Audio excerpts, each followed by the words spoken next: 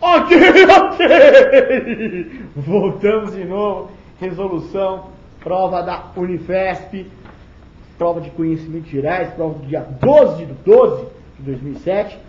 E vamos chamar aqui o meu amigo Roger, que vai resolver as questões 70, 71 e 72. Fala, Rolia! Beleza? Tudo bom?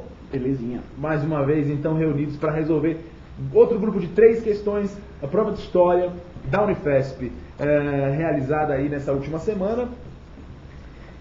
Na última aparição que eu fiz, a gente fez um comentário sobre os hábitos de higiene antes do século XIX, antes da Belle Époque, rolou maior polêmica, a galera comentando a coisa do cu sujo. Por uma incrível coincidência, a revista Veja dessa semana, que é uma revista horrível, desprezível, da pior espécie, quem lê Veja realmente não merece a menor credibilidade, mas ela fala sobre os 100 anos da imigração, veja que interessante, um garotinho japonês, bonitinho. Nessa mesma edição dos 100 anos da imigração, eles têm uma matéria que fala sobre história, né, e fala sobre séculos de imundície.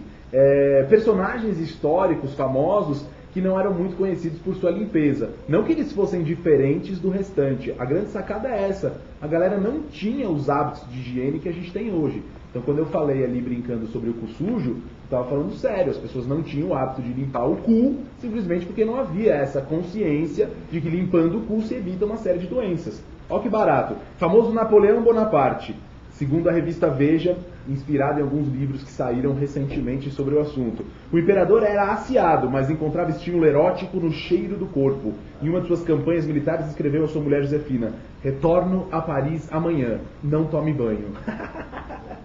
O mais engraçado que me chamou a atenção aqui, Luís XIV, o famoso Rei Sol, símbolo máximo do absolutismo francês. O rei francês só tomava banho por ordem médica e vivia no imundo palácio de Versalhes, onde as fezes eram recolhidas dos corredores uma só vez por semana. A galera cagava, então, nos corredores do castelo, e isso era retirado uma vez. Imagina o cheiro que ficavam esses corredores. A Isabel de Castela, famosa, que bancou a viagem do Cristóvão Colombo. Relatos palacianos dão conta de que a rainha espanhola, que comissionou a viagem de Cristóvão Colombo, só tomou 2 banhos de corpo a vida inteira. E ela viveu aí mais de 50 anos, tendo tomado apenas 2 banhos em toda a sua vida. Estima-se que a média dos banhos dos portugueses do século XVI eram 2 por ano. Então, quer dizer, ela até fugiu dessa média, né? Tomou menos banho do que a média.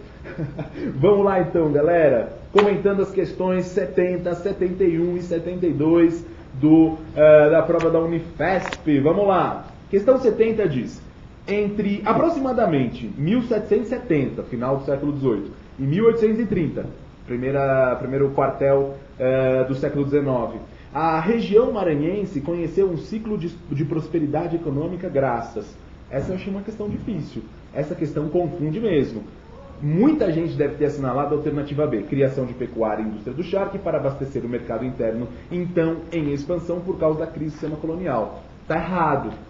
O abastecimento interno de charque e a pecuária de uma forma geral começa muito antes da crise do sistema colonial. Então essa é a pegadinha. A alternativa correta da 70, então, qual é? Alternativa A: produção e exportação de algodão, matéria-prima então muito requisitada por causa da Revolução Industrial em curso na Inglaterra.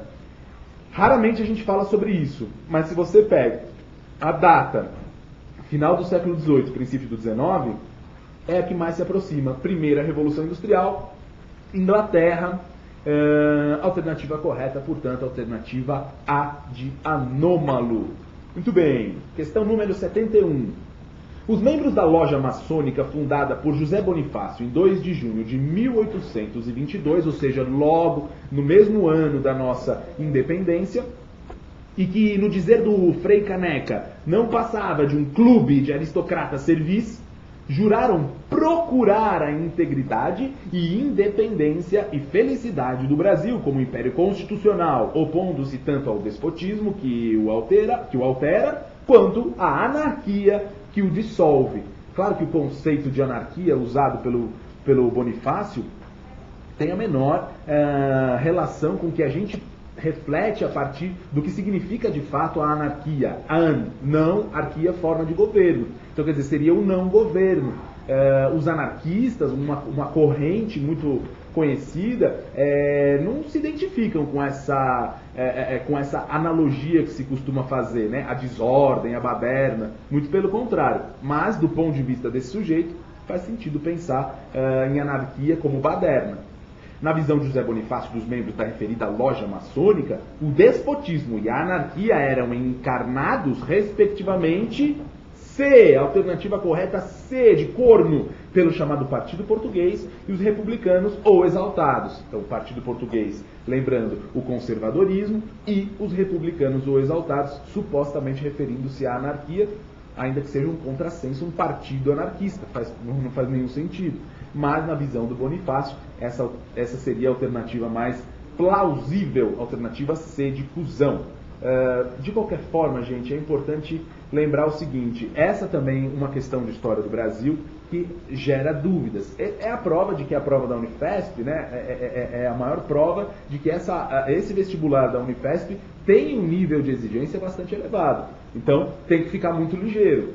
Vamos lá, questão número 72, um pequeno texto do Euclides da Cunha, Os Sertões. Todo mundo sabe que os sertões se referem ao episódio conhecido como Canudos, né, o famoso arraial de Canudos, que foi destruído nos primeiros anos de República. Aquilo não era uma campanha, era uma charqueada. Não era a ação severa das leis, era a vingança, se referindo a Canudos. Dente por dente.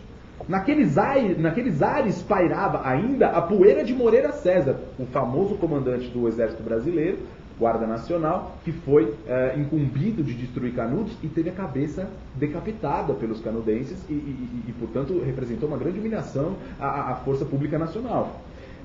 Queimado, devia-se queimar. Adiante o arcabouço decapitado de Tamarindo, devia-se degolar. A repressão tinha dois polos, o incêndio e a faca. Ademais, não havia temer-se o juízo tremendo do futuro. A história não iria até ali. Nessa passagem do livro, o que fica claro pra gente? A alternativa correta B de bola denuncia mais do que a crueldade de ambos os lados.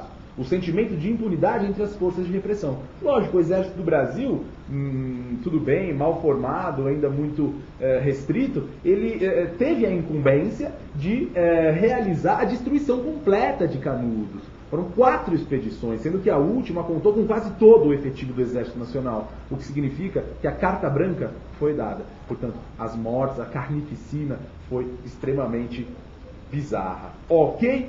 Então tá, eu encerro aqui a participação, ou melhor, resolução desse grupo de 3 questões. Logo mais eu volto para resolver as últimas 3 questões, 73, 74 e 75 da prova de história. Vai que é tua, Tony! É isso aí. Cursinho pré-vestibular é aqui no Enfio. Venha fazer parte da nossa família.